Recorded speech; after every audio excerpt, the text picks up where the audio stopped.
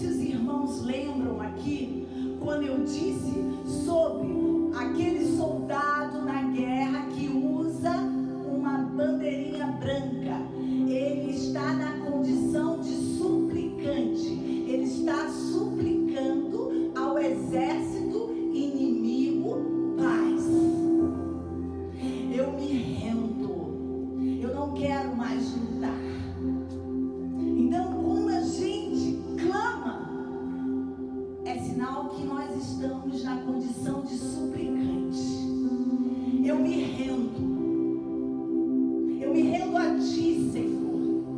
E aí você vai pedir ao Senhor o que você está precisando. Porque você viu que você tentou com suas forças e você não conseguiu. Então você precisa de uma rendição. Você precisa de uma bandeirinha branca. Paz, Senhor, eu me rendo. Eu sei que o único que pode me ajudar é o Senhor. Então, clamar, pedir, proclamar, anunciar. Então, eu uso a proclamação quando eu quero anunciar algo. Agora nós vamos entrar lá na palavra do Senhor, Isaías capítulo 40. Abra sua Bíblia, profeta Isaías. Isaías capítulo 40. Eu vou ler alguns versículos desse capítulo. Isaías capítulo 40. Vou começar com o versículo 1, que diz assim: Consolai o meu povo, diz o vosso Deus. Falai ao coração de Jerusalém e dizei-lhe em alta voz: a sua missão está completa, e que a sua obra se cumpriu, que a sua iniquidade está expiada, que retribuição em dobro em todos os seus, por todos os seus pecados. Aqui o profeta está dizendo ao povo, a situação que eles estão vivendo é do final do cativeiro. Então Deus diz para que o profeta grite em alta voz que está acabado, que já acabou o cativeiro. Então aqui o profeta Isaías, ele é um proclamador. Ele está anunciando que acabou o cativeiro. E ele diz no verso 3: há uma voz que clama em meio à terra desértica: preparai o caminho para Yahvé. Na estepe, aplanai uma vereda para o nosso Deus. Seja entulhado todo o vale, todos os montes e colinas sejam aplanados, que os terrenos acidentados se tornarão planos e escarpas serão niveladas. A glória de Yahvé, o Senhor, a glória de Yahvé, o Senhor, vai chegar. O caminho do Senhor, segundo o proclamador Isaías, ele teria que ser nivelado, aplanado, porque a glória do Senhor viria sobre aquele lugar, porque o cativeiro tinha acabado. Então o profeta Isaías está numa condição de proclamador. Aí nós vamos lá no versículo 7, perdão. Seca-se a erva e murcha a flor.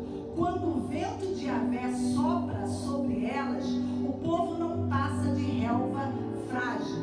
A relva murcha e as flores caem, mas a palavra do nosso Deus permanece eternamente. Esse proclamador, ele estava também puxando a orelha do povo, dizendo: olha, povo, nós somos como uma relva, nós somos como flor.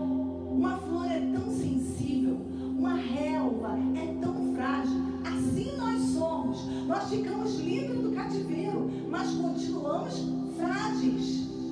E basta um vento forte para soprar e a relva morrer e a flor murchar. E Deus estava usando a vida do proclamador Isaías para falar a condição do povo. Vocês estão saindo do cativeiro, mas não esqueça da fragilidade de vocês. Vocês são frágeis, são dependentes de mim, de Yahvé. Tem que ter esse reconhecimento. Então veja como que é a missão do proclamador. Ora, ele anuncia coisas boas, ora, ele anuncia palavras de advertências, e ora, ele exorta. O proclamador não é só boas notícias. O arauto do Senhor não vai trazer só boas notícias, mas ele vai trazer também palavras de advertência, conforme o profeta estava falando ali do povo. Mas o que eu tenho a dizer para vocês é sobre um arauto do Senhor, que esse texto está profetizando sobre ele. Um precursor do caminho do Senhor, que esse texto do profeta Isaías está se referindo a esse precursor que ainda ia nascer. Esse precursor, esse que Deus estaria preparando para que ele aplanasse o caminho do Senhor, se chama João Batista. João Batista foi escolhido por Deus para ser o precursor do Senhor Jesus. João Batista foi chamado por Deus para aplanar o caminho que Jesus ia passar. E a história de João Batista, todos nós fomos criados com um propósito do Senhor. Todos nós, cada um de nós não fomos criados por causa do propósito. O propósito foi criado por causa de nós.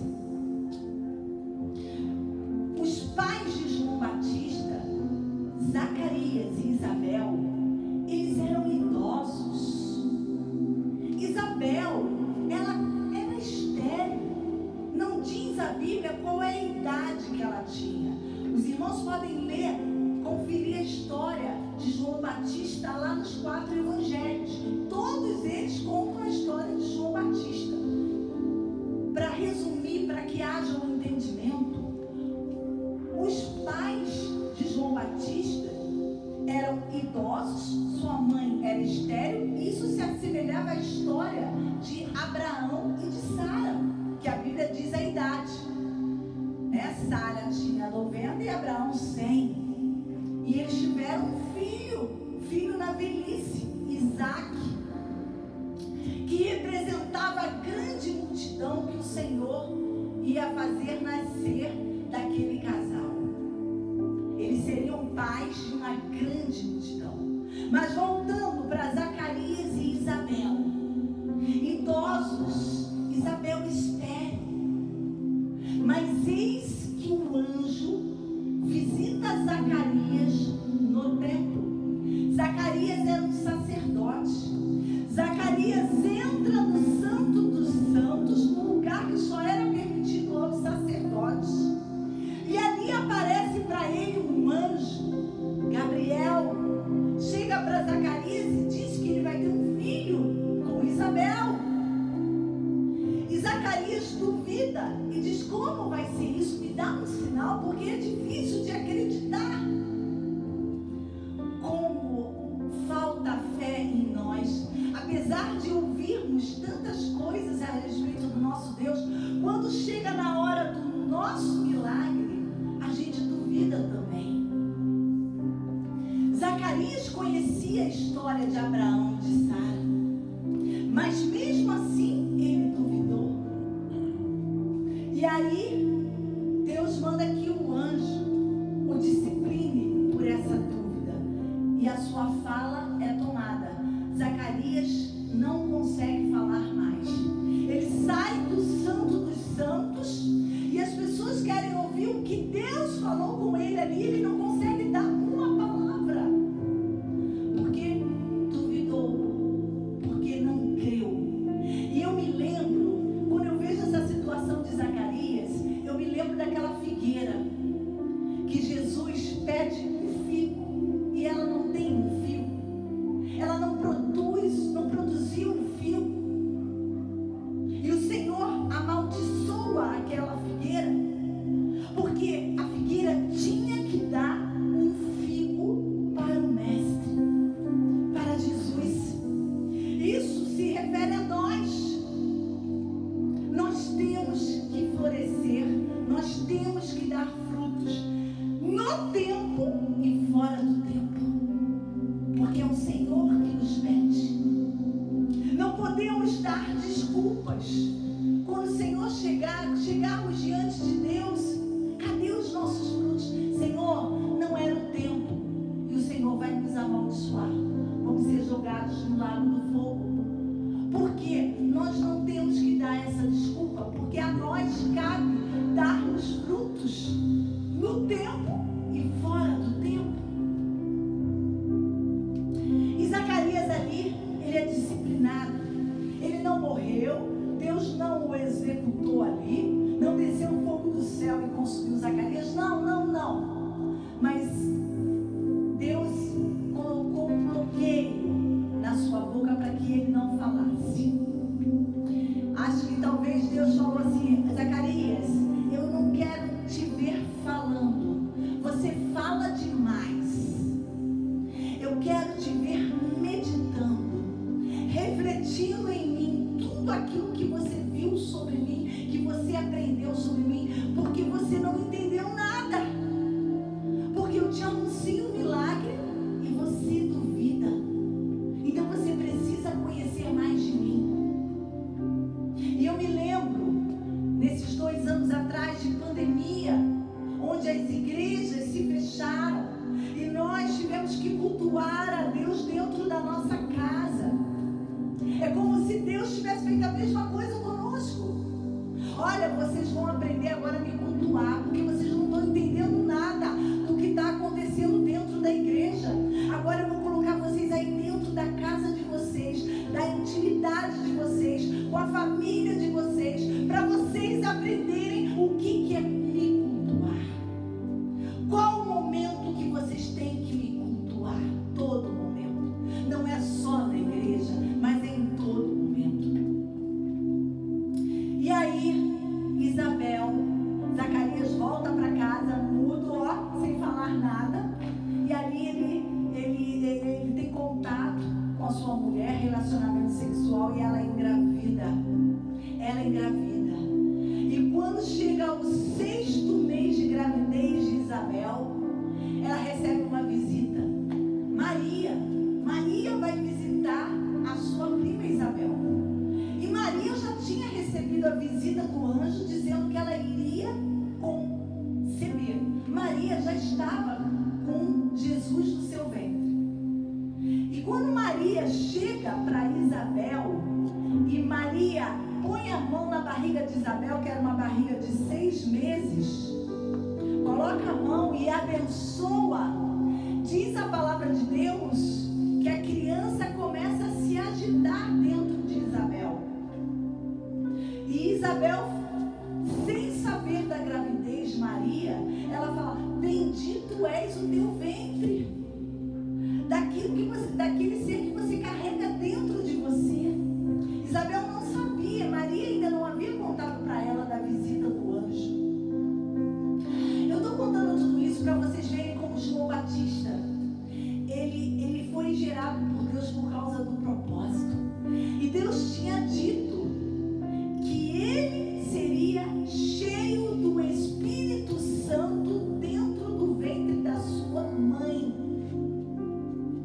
E quando Maria toca na barriga de Isabel, a criança começa a saltar. A criança é cheia do Espírito Santo, cumprindo a profecia. João Batista foi batizado com o Espírito Santo dentro das águas intrauterinas de sua mãe, por causa do propósito. Tinha um propósito estabelecido por Deus para a vida de João Batista, porque João Batista, ele iria construir o caminho que Jesus ia trilhar aqui na terra. João Batista iria aplainar.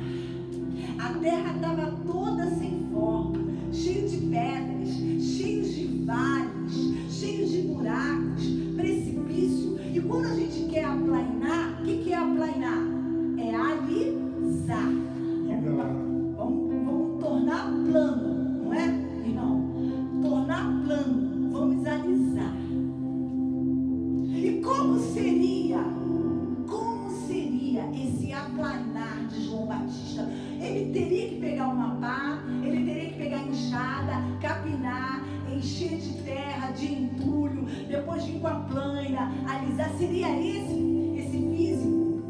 Não.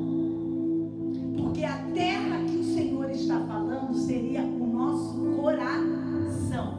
João Batista iria aplainar o nosso coração para a chegada de Jesus. E como é que ele iria aplainar? Ele seria um proclamador. Ele iria proclamar. Ele iria anunciar.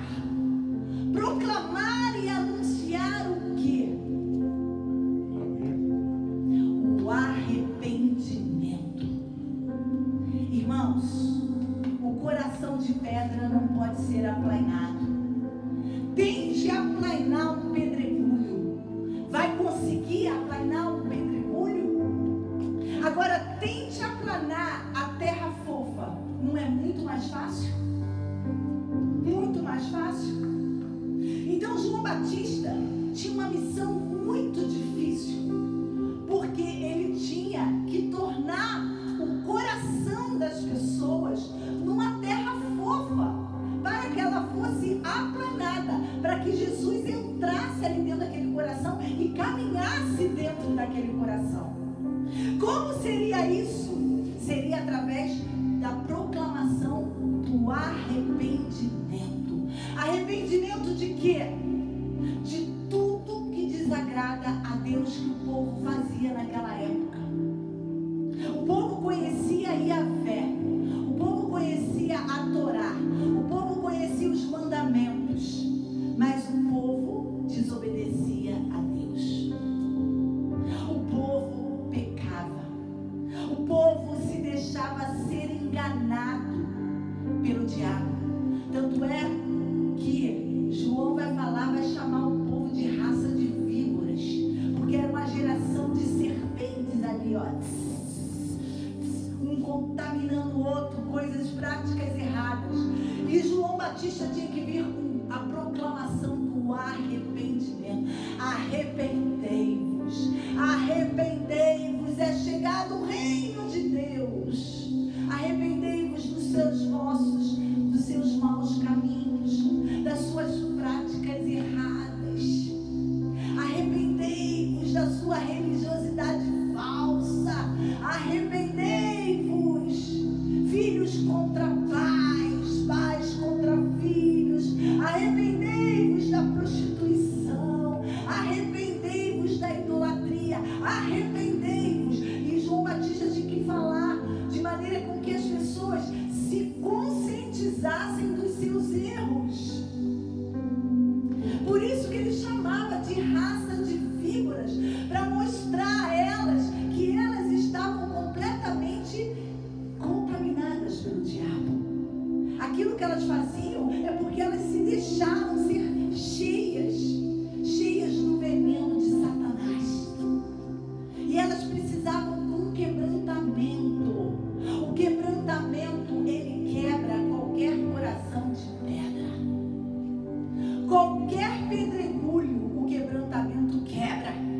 É só um quebrantamento para quebrar um pedregulho e tornar aquele terreno uma terra fofa, para que a plana venha e alise e prepare o caminho para Jesus entrar.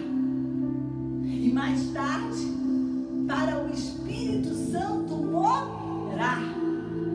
Depois que Jesus veio, pregou, curou, operou milagres e mataram o nosso mestre, mas ele não ficou morto, ele ressuscitou. Mas antes dele subir, ele deixou conosco o Espírito Santo. E o nosso coração é o nosso caminho que nos leva até Deus. Precisava ser pavimentado, e precisava naquela época surgir um proclamador do arrependimento, para que o nosso coração fosse totalmente aplainado, para Jesus chegar, entrar, o povo receber Jesus, aceitar Ele como Salvador, porque naquele tempo o perdão não era completo, que Jesus ainda não havia morrido. Nós cantamos aqui sobre o seu amor é completo, seu perdão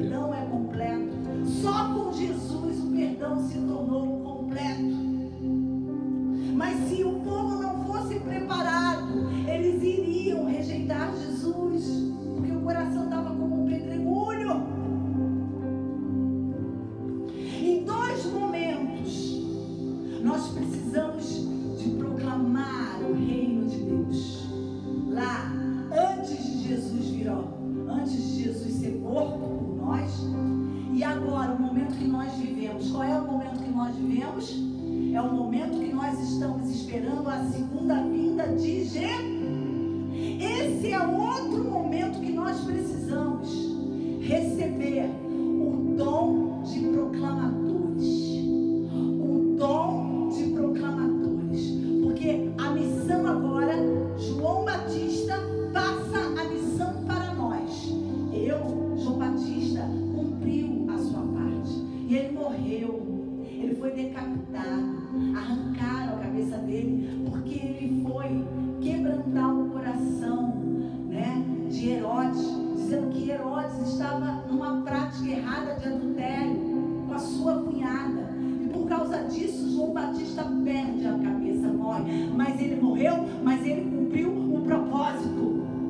Ele pôde declarar igual o apóstolo Paulo: combati o bom combate, encerrei a carreira, guardei a fé, agora vou para os braços do Pai. Põe a cabeça e é decapitado. E no momento que João Batista é decapitado, o ministério de proclamadores passa para nós.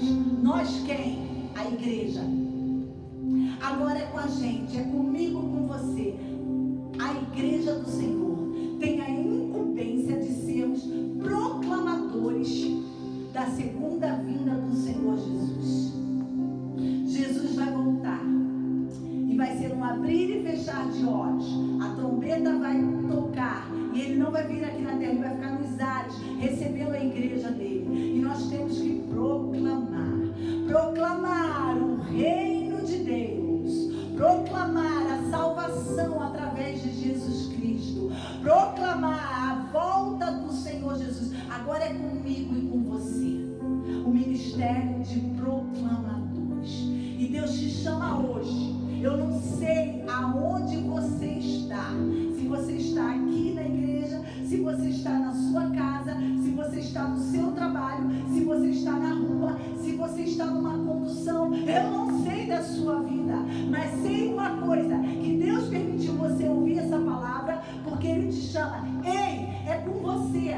Você é meu proclamador. Eu te dei essa missão. Essa missão é para você ser o meu arauto, ser o meu precursor, aplainar o caminho dos corações, para que eu passe, para que eu caminhe nesses corações. Agora é com a gente. E na palavra de Deus, há tantos proclamadores. Há tantos proclamadores. Olha, eu vejo uma proclamadora que toca muito no meu coração. Lá em Lucas, acho que capítulo 7, que vai falar daquela pecadora. A pecadora que ungiu Jesus, os pés de Jesus. Essa proclamadora, ela proclamou o amor de Deus, o amor de Jesus. Ela anunciou com a atitude que ela teve. O que ela fez, essa pecadora? Ela pegou o que ela tinha de mais valioso, um vaso de alabastro, e ela soube que Jesus ia estar na casa de um publicano, Simão.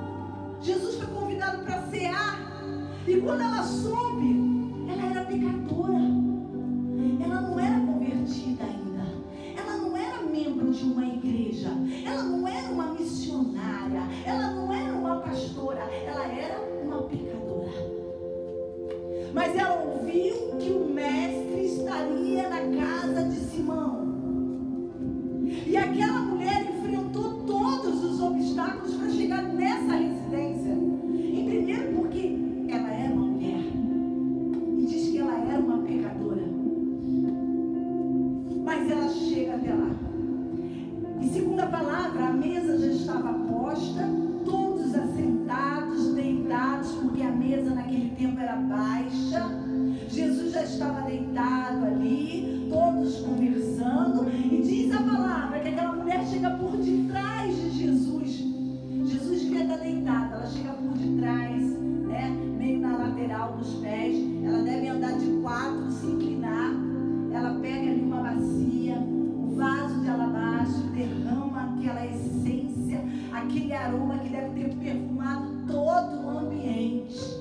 E ela começa ali a lavar os pés de Jesus com as suas lágrimas.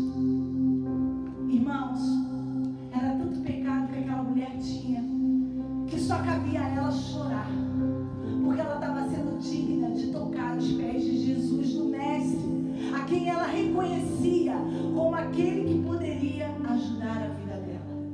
E ela lava os pés do Mestre com as lágrimas dela e unge com aquele unguento. Mas ela não aguenta só chorar, ela não se segura, ela não se controla, ela começa a beijar os pés de Jesus. Irmãos, os pés naquela época andavam de sandálias abertas em terra, em terrenos que não tinham asfalto, era pedra, era barro. Imagina o pé de um judeu naquela época. E ela não estava nem aí, ela estava completamente, ela estava fora de si ali, ela estava no estado ali, ela estava sentindo tanta presença de Deus, que ela, além de chorar, um quebrantamento. Lembra que eu falei que o quebrantamento, ele vai quebrando a pedra do nosso coração. O quebrantamento quebra as pedras do nosso coração, deixa ele uma terra fofa, da maneira que a gente pode aplainar para Jesus passear no nosso coração. E aquela mulher começa a beijar os pés de Jesus. E Simão, aquele que estava hospedando Jesus naquele momento, ele chega e ele vê aquela atitude, ele pensa: será que ele não sabe que essa mulher é cheia de pecado? Como é que ele permite essa mulher tocar nele? Quanto mais ficar beijando perto dele, como é que ele, sendo filho de Deus, ele vai deixar algo assim? E Jesus, como Jesus é onisciente, Jesus sabe todos os nossos pensamentos. Jesus lê os pensamentos de Simão e chega assim: ei, Simão, olha aqui, Simão, existe um senhor e dois devedores. Um deve 500 e o outro deve 50. E o seu senhor sabe que nenhum dos dois tem condição de pagar.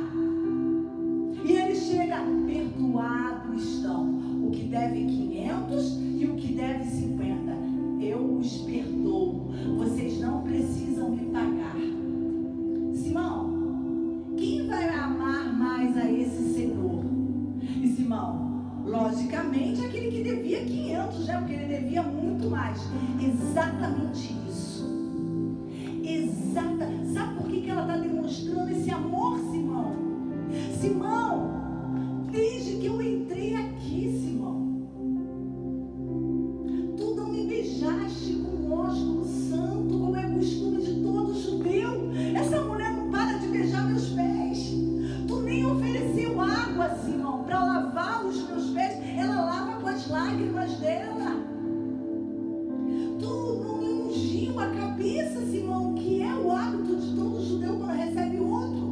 Ela está me ungindo com um óleo preciosíssimo, como um dia de trabalho dela. Por que, Simão? Porque muito foi perdoado a ela. Mulher, perdoado estão os teus pecados. E aí os judeus que estavam ali falaram: meu Deus, ele tem poder para perdoar pecados. E Jesus, como lê os pensamentos, fala: mulher, hoje entrou salvação na tua vida. Eu não só tenho poder para perdoar, como eu tenho para salvar. Amém. Proclamadora de amor. Aquela mulher deu um exemplo para nós, como nós podemos proclamar o amor a Cristo. Como nós devemos proclamar o amor a Cristo. Ela não teve vergonha, ela enfrentou aquela multidão, mesmo sendo pecadora, mesmo sendo mulher. Ela deu o que ela tinha melhor, ela beijou os pés de Jesus, ela chorou, ela não ficou intimidada, mas ela foi atrás daquele que podia ajudar ela. E ela teve os pecados perdoados e a salvação dela. Por quê? Porque ela foi uma proclamadora do amor de Cristo, o amor a Cristo. Como se ela estivesse dizendo para mim e para você: veja, olha o meu exemplo, ame Jesus,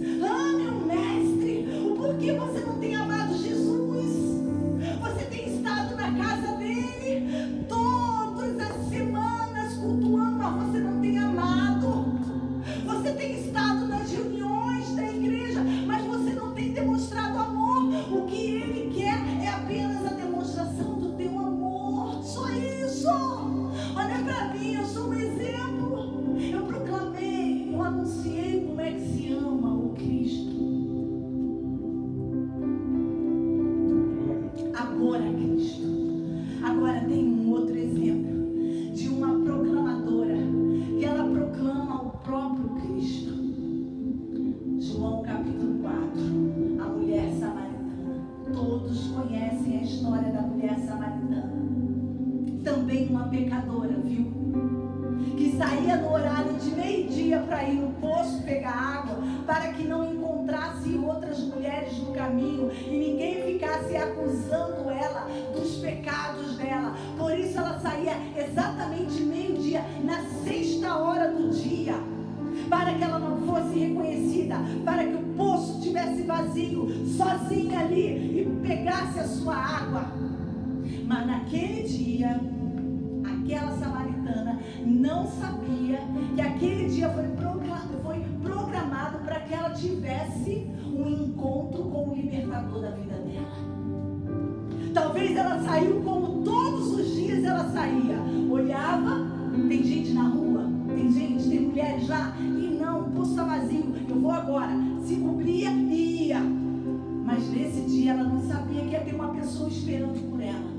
Jesus estava lá no poço, esperando por aquela mulher. Era ela, porque o Senhor sabia que ela seria a proclamadora do nome dele. Já tinha um propósito, irmão, para a vida daquela mulher. Aquela mulher já tinha sido escolhida por Deus para ser proclamadora de Cristo. E aquela mulher se encontra com Jesus ali. E ela começa a tirar a água dela, tímida, não falava, ficava olhando para ele assim. E ele chega: mulher, me dá um pouco de água. Ela: você vai pedir água para mim? Eu estou vendo pelas tuas vestes, pela tua aparência, que você é um judeu. Você não sabe que judeu não fala como samaritano, que tem uma rixa entre nós, porque vocês, judeus, se acham melhores do que nós?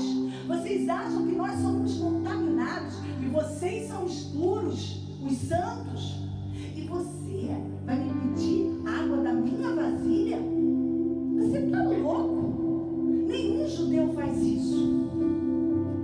E Jesus chega para ela e fala: ah, mulher, se você soubesse quem é que te pede água, você daria água e também me pediria água, porque eu te dou a água da vida, que se você beber, jamais você terá sede novamente.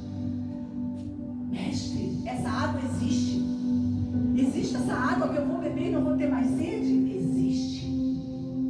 Existe uma fonte, não só uma água, não só um copo de água, não só um balde de água, um vaso de água, mas existe uma fonte de água viva, gerada dentro de você, que vai saciar a tua sede. Mas aquela mulher ainda não tinha entendido o que Jesus estava falando para ela.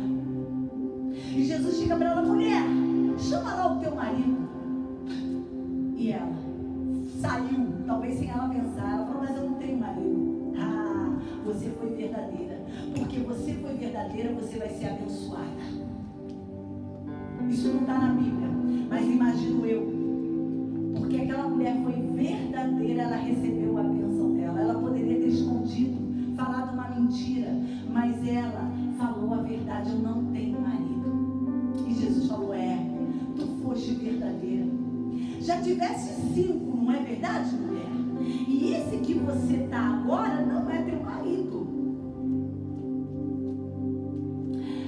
Mas eu vou te apresentar um marido para você. Vai ser o teu 7º. E esse vai cuidar de você. Esse vai te amparar. Esse nunca vai te largar. E quando Jesus fala aquilo, traz aquela revelação sobre a vida dela, particular, íntima dela, que ela nunca imaginou que um estrangeiro fosse saber com tantos detalhes a sua vida íntima. Porque Jesus, ele é onisciente, ele é onipresente, ele é onipotente, ele sabe de todas as coisas, ele está em todos os lugares. Se você for para as profundezas dos mares, ele vai estar lá com você. Se você for para os as mais alturas, maiores alturas, ele também vai estar contigo. Ele sabe de tudo. Não adianta se esconder do Senhor. Não adianta se esconder do Senhor. Não adianta colocar uma máscara para o Senhor. O Senhor sabe da nossa intimidade. E aquela mulher, quando Jesus fala isso, revela a intimidade dela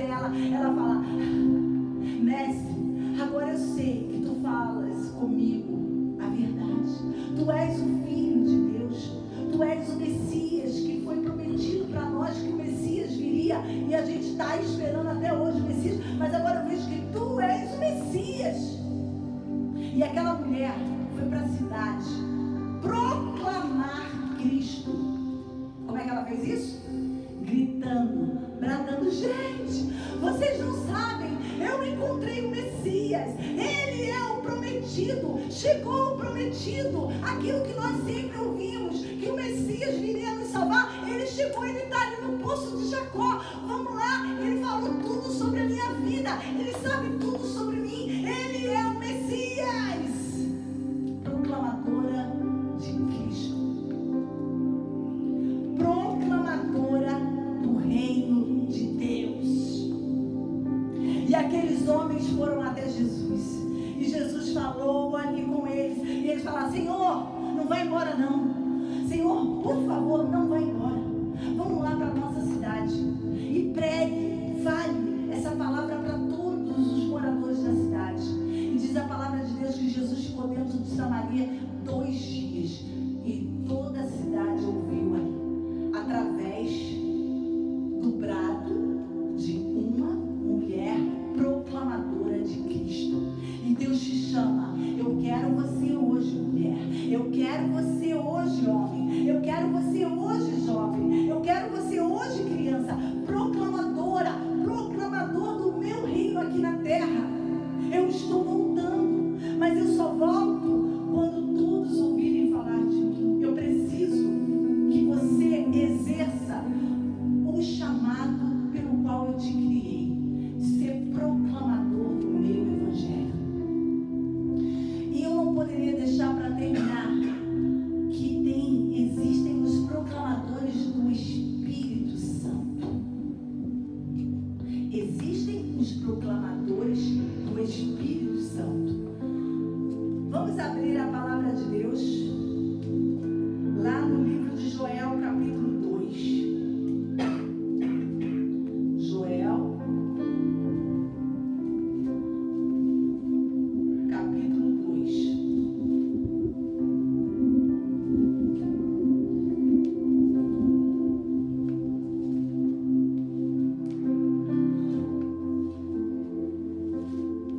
Joel, capítulo 2. Subiu Joel aqui da minha Bíblia? Está ouvindo aqui?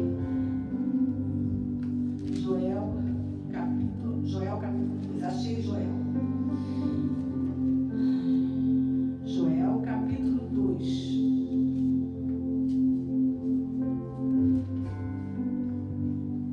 Capítulo 2, versículo 28. Joel, capítulo 2, versículo 28. Então, depois desses eventos,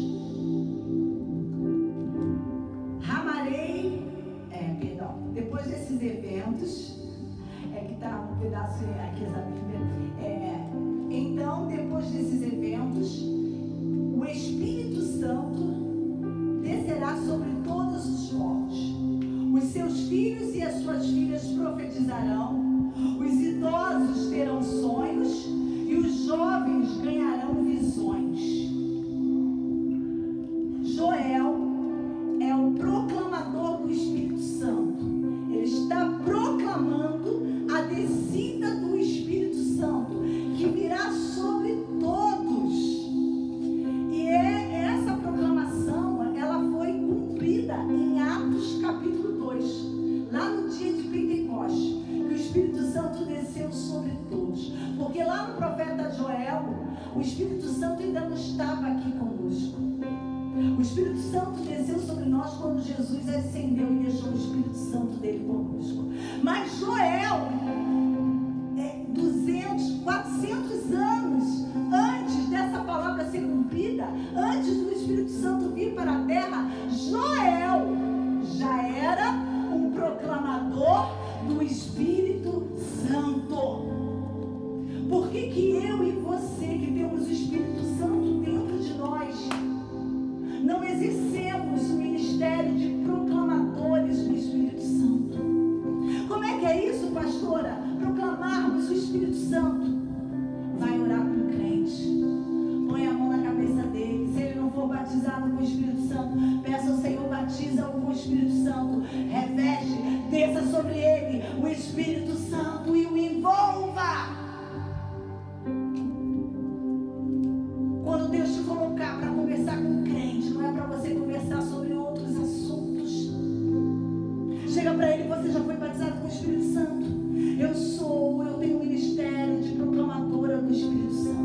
Posso orar por você agora?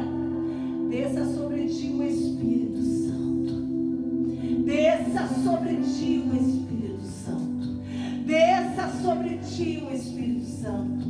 Desça sobre ti o Espírito Santo. Receba os dons.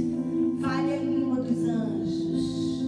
Olhe com a visão de Deus. Voe com asas como águias.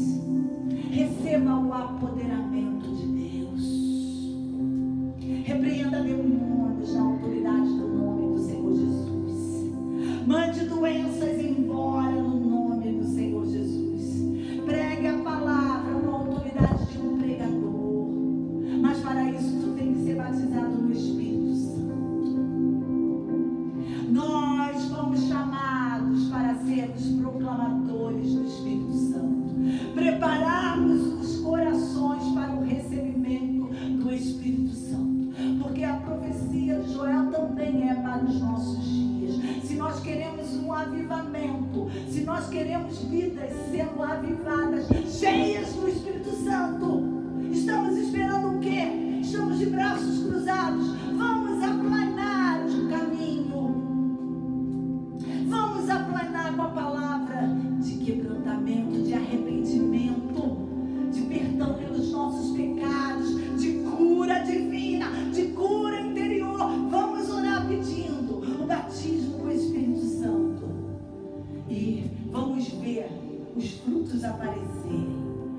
A descida do Espírito Santo em todos aqueles que estiverem perto de nós, sendo cheios do Espírito Santo, sendo cheios do Espírito Santo, sendo cheios do Espírito Santo. E você vai dizer: as palavras do profeta Joel estão se cumprindo nos meus dias. Cheios do Espírito Santo. Nós sabemos da profecia, nós sabemos da descida do Espírito Santo, mas não queremos proclamar o Espírito Santo. Não queremos orar ao Espírito Santo para que haja um enchimento. Não queremos pregar o arrependimento, a salvação, a conversão. Como vamos ver a palavra de Joel sendo cumprida nos nossos dias? Está nas nossas mãos. Está nas nossas mãos. Somos proclamadores do Espírito Santo. E para terminar essa palavra, eu quero te dizer que nós também somos proclamadores de palavras sérias, de advertência. Nós somos proclamadores do ano aceitável do Senhor. Nós somos proclamadores do dia da vingança. O que eu estou falando? O que é isso, pastora Érica? Eu estou falando da segunda vinda de Jesus. O dia da volta do Senhor. Nós somos os proclamadores. Você tem falado que Jesus vai voltar. Muitos que estão perto de você já sabem quem é Jesus. Já sabem que ele um dia veio aqui na terra, mas não sabem que ele vai voltar. E ele vai voltar na condição de juiz, para julgar. E aquela árvore que não for boa, ela vai ser cortada e lançada na fogueira eterna. Nós somos os proclamadores dessa palavra. Eu e você somos os proclamadores da segunda vinda de Jesus, do julgamento final, do ano aceitável do Senhor. Para terminar, eu quero que você grave no seu coração Isaías capítulo 61. Você vai gravar essa palavra no teu coração para você não esquecer que você é um proclamador do dia da vingança, do ano aceitável do Senhor. Isaías capítulo 61 diz assim: o ano da proclamação do Senhor. Eis que o Espírito de Yahvé, o soberano, está sobre mim. Vale. Está sobre mim. Vale. Está sobre mim. Vou repetir. Eis que o Espírito de Yahvé, o soberano, está sobre mim. Sobre mim, sobre você, sobre nós.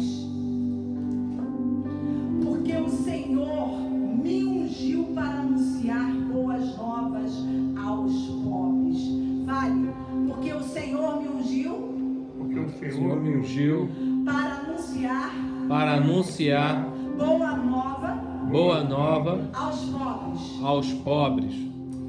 Repita: Enviou-me para cuidar dos que estão com o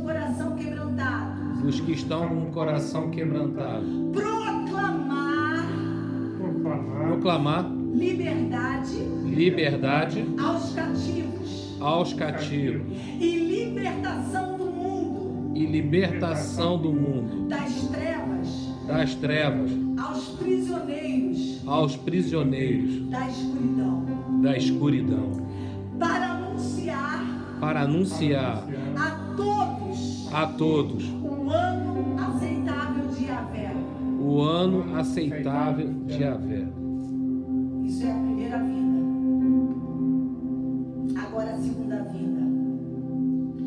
Repitam: o dia da vingança do nosso Deus. O dia da vingança do nosso Deus. O dia da vingança do nosso Deus é a segunda vinda. Ele vai se vingar de Satanás, dos demônios, do pecado. Segunda vinda, grave isso. Repitam: para consolar todos os que andam tristes. Essa parte, para consolar todos os que andam tristes, é o Espírito Santo de Deus. É Ele que consola, é Ele que convence do pecado. E dar a todos, repitam, todos os que estão de luto, e amargurados em Sião, uma linda coroa, em vez de cinzas, óleo de júbilo, em vez de pranto, e um manto festivo de louvor,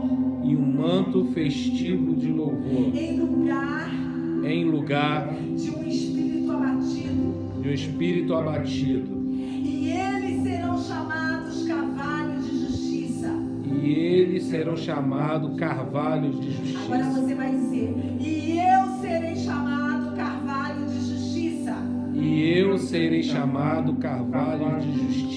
Plantação de Yahvé. Manifestação do esplendor da sua glória. Esplendor da sua glória. Manifestação do esplendor da glória de quem? Do Senhor, de Yahvé. Por que o caminho precisa ser aplainado?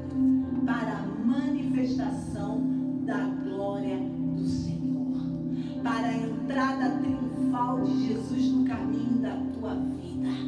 Jesus vai te encontrar no caminho da tua vida, naquela situação, naquele ponto que você não sabe para onde você vai. Se você volta, retorna para trás, se você vai para frente, se você vai para a direita ou para agora, Jesus te encontra ali, nesse pedaço, para manifestar a glória dele na tua vida. Deus quer manifestar a glória dele na tua vida. Deus quer te fazer herdeiro da salvação dele. Deus quer te lavar, Deus quer te redimir, Deus quer te limpar, Deus quer te purificar, Deus quer te dar um novo nome, Deus quer te dar um novo coração. Amém, Jesus. Não um coração mais ferido, não um coração mais todo machucado e sangrando, mas Deus quer te dar um novo coração. Deixa Ele entrar hoje na tua vida. Deixa Ele entrar, fala: Senhor, entra. Eu me rendo. Eu levanto a minha bandeirinha branca. Eu tentei de todas as maneiras. Eu fui a tantos lugares. Eu conversei com tantas pessoas, mas eu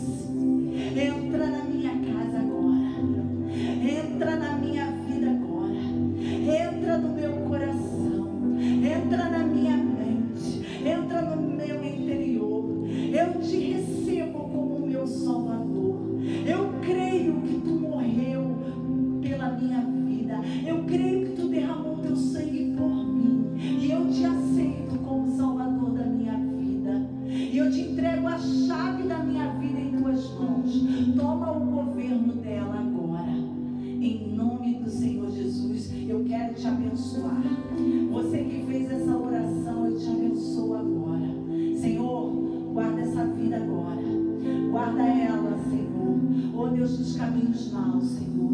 Senhor, leva essa vida para uma igreja, Senhor, aonde ela vai ser amparada, aonde ela vai ser cuidada, aonde ela vai ser tratada, Senhor, aonde ela vai crescer, aonde ela vai florescer, aonde ela vai frutificar e vai ser uma proclamadora, Senhor, do